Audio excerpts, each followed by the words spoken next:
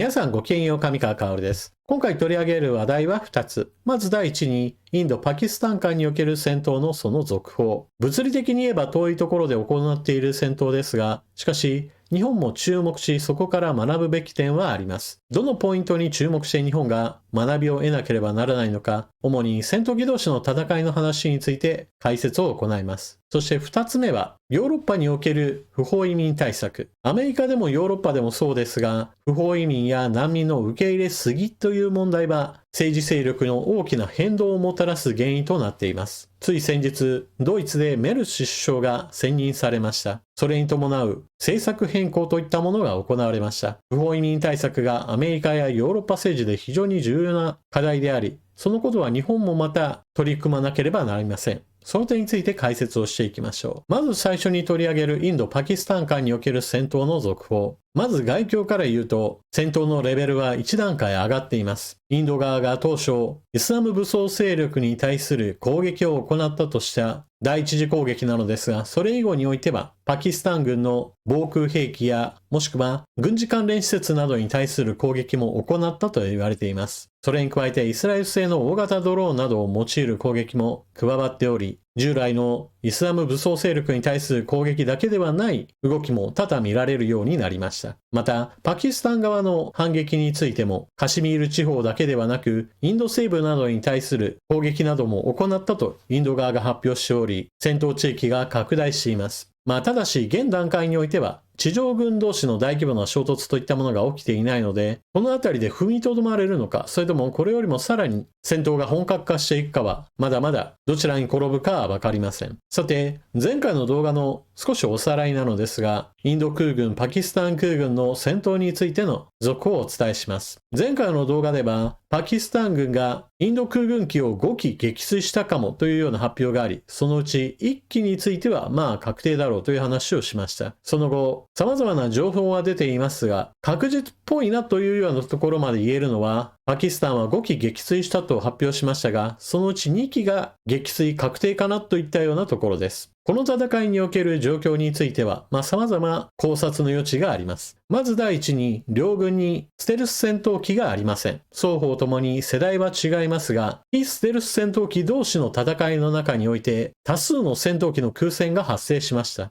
両軍ともに地上にはレーダーも対空ミサイルも配備されている状態ですから、戦闘機が相手国領空まで入るような戦闘は行っていません。あくまでも自分の国の領空の中からミサイルを使って地上兵器やもしくは相手国の戦闘機に対する攻撃を行う遠距離攻撃戦が行われています。そしてパキスタン軍の方が大きな戦果を上げたと見られています。今回撃墜確定と見られているのはフランス製の戦闘機ラファールとロシア製の戦闘機ミグ29です。このうちラファールについては戦闘で撃墜されたのは初めてだということでかなりの衝撃を持って軍事関係者の間ではニュースになっているようです。撃墜したのはパキスタン空軍の中国製戦闘機プラスアルファ中国製の長射程ミサイルです。双方ともにステルス性能がない場合においては、相手よりもより長い射程距離を持って攻撃することができれば、反撃を受けることなく離脱することができます。ましてや、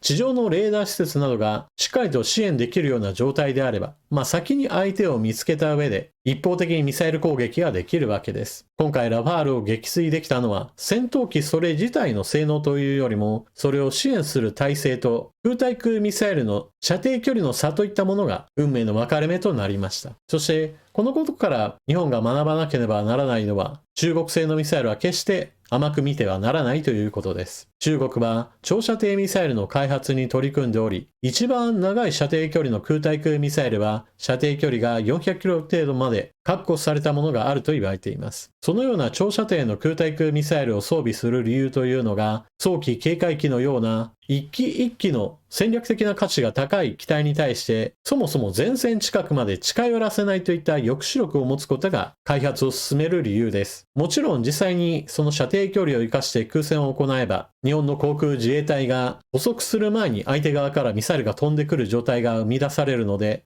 非常に苦戦が必至です。ただし、日本の場合だとそのことを想定した上で、ステルス戦闘機 F35 が主力となっています。ただし、先ほども述べたように、ステルス性能を持つことが難しい大型の早期警戒機などは、狙われることを意識して後方に下がれば、その分だけ前線に対する支援能力が下がってしまいます。中国側が長射程の空対空ミサイルの開発、配備を進めているので、アメリカなどもこれに応じて長射程の空対空ミサイルの開発を進めています。日本の場合だと、空と海をまず第一にしっかりと守る必要があるため、こうした長射程ミサイルへの対応として、我が国も同等かそれ以上の長射程ミサイルを開発、生産することは非常に重要なことでしょう。続いては、ヨーロッパにおける不法移民がこれ以上入らないようにという政治的な動きについて取り上げます。産経新聞の記事より、ドイツが不法移民入国拒否へ、メルケル氏の難民に寛容な措置を撤回。ドイツのメルツ新政権は、メルケル元首相が欧州難民危機の際に打ち出した難民の入国を拒まないとする措置を撤回した。難民申請希望者も含め、不法移民の入国を国境で原則拒否する寛容な措置で多くの難民を受け入れてきたドイツの転換に周辺国からは懸念の声も出ている。新政権は移民政策の厳格化を最優先事項としている。移民排斥を掲げて台頭するドイツのための選択肢 AFD の支持層を取り込み AFD の弱体化を狙う。新政権の内相は不法移民が多すぎるとし、国境で検問に当たる警察に不法移民の入国を拒否するよう命じたと発表した。子供や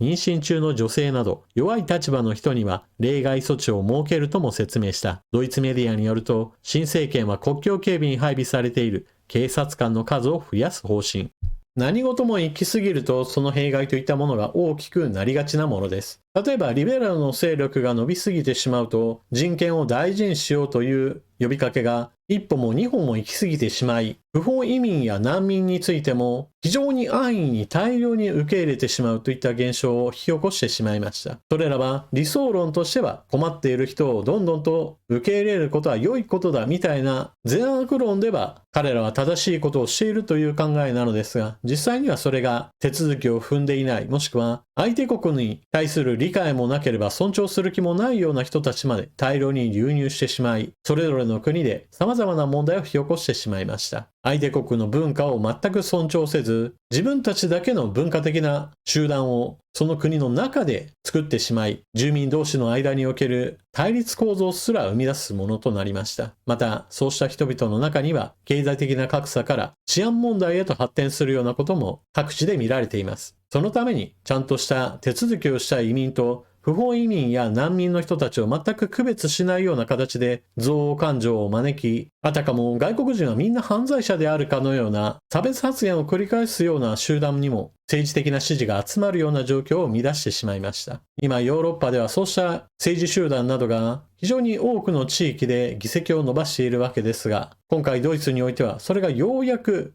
是正の方向へと向かおうとしています。このような不法移民に対する対策をしっかりとせよという話で支持を受けている政治指導者は非常に多くいます。その代表例がトランプ大統領でしょう。このチャンネルでは国際情勢の話を非常に多くしていますから、トランプ大統領の外交政策を批判することが非常に多くなっています。しかし同時にトランプ大統領は支持政党である共和党の人たちからは支持率が8割から9割程度あると言われており、全米の支持率においても 45% 程度は確保していると言われています。それらの人たちが支持する理由というのは、トランプ大統領の外交政策ではなく、アメリカ国内における不法移民対策をしっかりとしているという評価です。実際にはかなり強引なやり方で物事を進めているために、きちんと手続きした上でアメリカに入ってきている人も間違って捕まえて国外へと送り出し、しかもその人をアメリカへと戻すこともしてくれないなどといったちょっとおかしなことも起こっていますが、それでも全体としてはまだ不法移民の流入がかなり減少したことを多くの共和党員は支持しているのです。今回ドイツの新首相であるメルス氏が不法移民対策を強化するという話をしているのも積極的に取り組むべき政策としてかなり重要になっているからです。メルケル政権時代においては多くの難民を受け入れることにより、これをドイツの経済界が安い労働力として確保することから、あたかもうまくいっているかのような幻想を作り出すことができました。しかし、経済指標などにおいてはそうした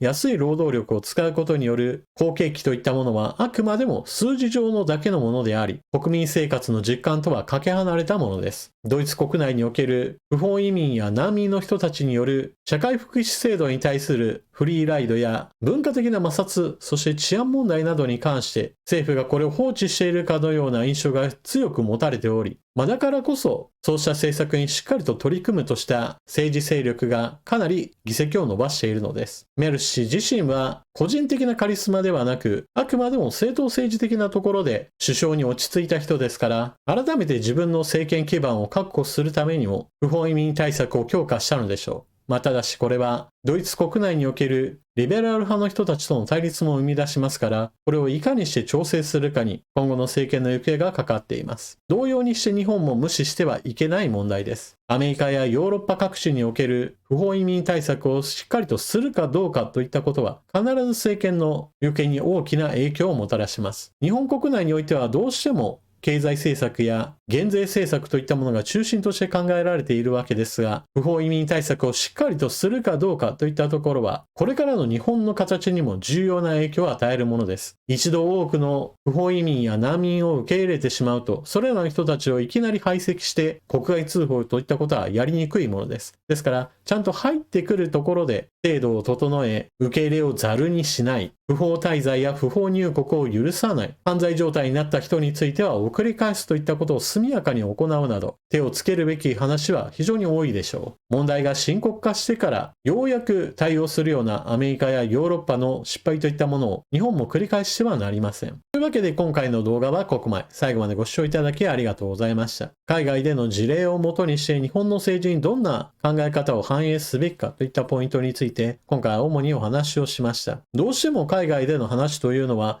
そんなの遠い国の出来事だから関係ないだろうと思われがちです。しかし成功も失敗も海外には様々あり、その中には日本が学ぶべきポイントがある話もあります。その中でも海外で失敗しているのに、それを後から日本がまた同じことを始めて、遅れて再び失敗するなんていう意味のないことは絶対に避けなければなりません。日本は少子高齢化に伴って労働者不足といったものが深刻化しています。そのためにどんどんと海外から人を入れればいいじゃないかという人が必ず出てきます。もちろん人手が不足している業種といったものがたくさんあるのも事実です。だからといって安易に多くの人々を移民として受け入れてしまえば、日本国内の未来にとって混乱の種をまくような話になると思っています。特に科学技術の発展に伴って AI やロボットといったものの活用はもっと進めていけば、それが5年だけではなく10年後においては凄まじい勢いで労働力不足を解消する可能性があります。私は移民や難民を大量に受け入れるのではなく、そうした科学技術の進行に伴って AI やロボットとの共生社会を作り、日本国内の経済活動を維持発展させるだけではなく、そこから得られた新しいビジネスや AI やロボットの産業について輸出産業化するといったことを目指すべきだと思っています。あなたは今回の話を聞かれてどのようなことを思われたでしょうか。ぜひともコメントしていってください。それでは次の動画でまたお目にかかりましょう。またね。